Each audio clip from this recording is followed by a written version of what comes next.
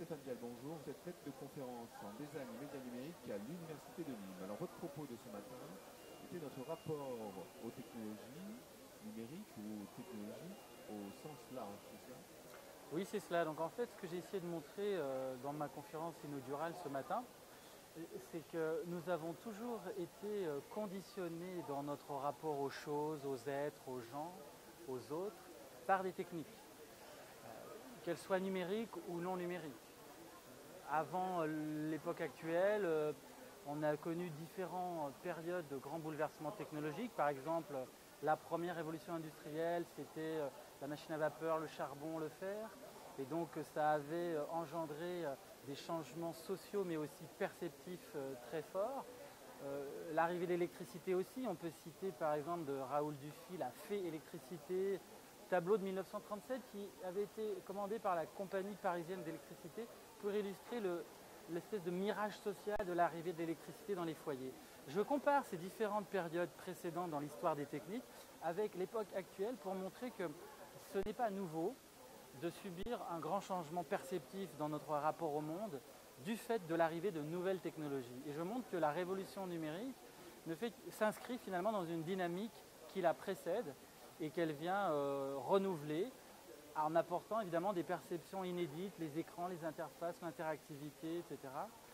Et en provoquant des expériences de vie avec soi, avec les autres, qui n'avaient jamais été possibles auparavant. Et voilà, j'essaye d'inscrire l'analyse du numérique aujourd'hui dans une histoire des techniques afin de recontextualiser ce qui relève en propre du numérique et ce qui relève aussi du mouvement de l'histoire des techniques tout simplement. Pour rester dans le champ du numérique et peut-être de l'écran, parce qu'en fait, là, on parle souvent du multi-écran, hein, l'écran du smartphone, l'écran de l'ordinateur, du portable, de la tablette. Est-ce que c'est le fait qu'il y ait une fenêtre, l'écran qui nous occupe, qui change notre rapport au monde, ou est-ce que c'est simplement parce que c'est de la technique? Non, ce qui est intéressant avec le numérique et bouleversant aussi, c'est qu'à l'arrivée des interfaces numériques par écran a introduit une sorte de trouble perceptif dans notre rapport au monde. On n'avait jamais fait l'expérience d'autrui à travers un écran. Certes, on avait déjà, il y a plus de 100 ans, dans les années 1890, quand le téléphone, le premier téléphone, le téléphone de Graham Bell est arrivé, on avait fait des expériences nouvelles, entendre la voix sans voir le visage. Voilà un exemple typique d'un changement perceptif introduit par les techniques. Aujourd'hui, non seulement on se parle sans se voir par téléphone, mais on peut communiquer sans se parler, sans se voir par le texting, par les messageries instantanées par exemple. Et donc ça, c'est une situation pour illustrer cette idée que les écrans amènent un nouveau rapport au monde qui est aussi fondé sur les propriétés particulières du numérique. Le numérique, c'est un matériau comme le bois, comme le béton, c'est une matière qui est versatile, qui bug. On s'habitue aussi à ce que nos machines plantent, à les redémarrer, à vivre avec l'instabilité. La matière numérique, c'est quelque chose de réversible, on peut annuler.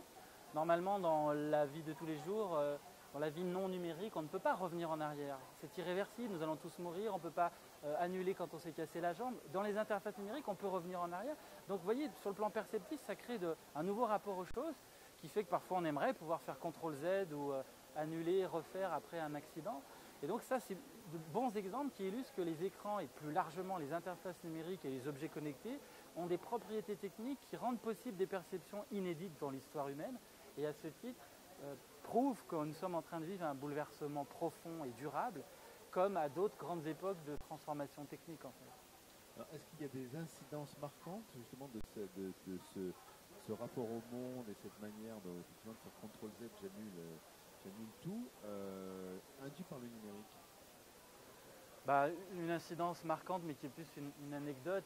Un jour, dans une conférence similaire, je parlais de cette capacité du numérique d'être réversible. Et une maman me dit, je fais cette expérience-là tous les jours avec mon ado parce que récemment, après avoir fait une bêtise, il est venu me voir et il m'a dit, maman, CTRL-Z. Façon d'exprimer le regret par métaphore avec la réversibilité numérique. Donc on voit bien que notre faculté de percevoir engrange de nouvelles aptitudes. Et c'est ça aussi qui définit disons le nouveau genre humain peut-être qui est en train de naître, qui est couplé à des techniques différentes, qui vit des expériences différentes. On pourrait en citer d'autres, par exemple le numérique est ludogène, ça va vous intéresser. il engendre facilement et naturellement une humeur ludique. Les chats jouent avec les iPads, sur les réseaux sociaux il y a une atmosphère cool et fun, et les interfaces, parce qu'elles sont interactives, qu'elles mobilisent nos actions et nos réactions et nos interactions, parce qu'elles sont fluides, que ça glisse, c'est facile, c'est léger, elles stimulent un certain plaisir, un plaisir ludique. Moi j'ai appelé un plaisir, P-L-A-Y, un plaisir ludique qui à mon avis est propre aux interfaces numériques sans même qu'on parle de jeux ou de jeux vidéo, comme s'il y avait quelque chose de ludique dans le numérique lui-même en fait. En tout cas, l'observation des usages semble montrer que cette hypothèse se vérifie. Et quelle incidence sur notre communication, notre manière de communiquer? Un enseignant vous dira que on fait plus trop attention à la manière de communiquer. Faire des fautes d'orthographe, c'est moins gênant dans un texto. Est-ce que ça a un impact? Parce qu'on est toujours dans le contrôle Z, je vais corriger, c'est pas grave, ça peut être virtualisé. C'est quoi? Je distinguerais le niveau en orthographe grammaire des questions numériques, même si les deux peuvent être liés, parce qu'avant l'explosion du web, l'explosion des fautes d'orthographe avait déjà commencé. Donc je pense que le problème est multifactoriel sur l'apprentissage de la langue. Après, nul ne peut nier qu'il y a des pratiques de la langue qui sont un peu plus légères avec l'orthographe grammaire dans les interfaces numériques, mais nul ne peut nier non plus qu'on n'a jamais autant écrit que depuis qu'on a des interfaces numériques au quotidien avec nous. Donc je crois qu'il faut être subtil là-dessus. Que devient la communication? Moi je crois qu'elle devient très riche, elle devient multiple. On a une infinité de moyens différents de communiquer en fonction du type de communication ou de relation que l'on veut entretenir. Je lisais récemment cette semaine dans la presse un article sur les pratiques de ghosting, la manière dont les gens se quittent sur les sites de rencontres en s'effaçant les uns les autres. C'est une façon de communiquer assez brutale.